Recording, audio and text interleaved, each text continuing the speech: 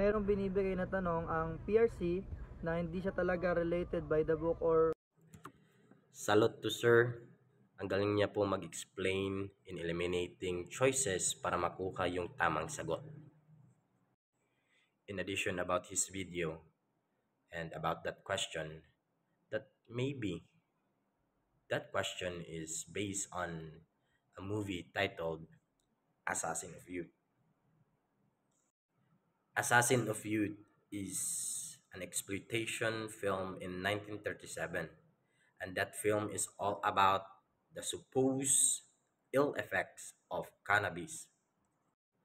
So, tama yung sabi ni Sir na yung PRC is not only relying on books, but also in other resources. This is the end of the video. I am Julian, and this is Cream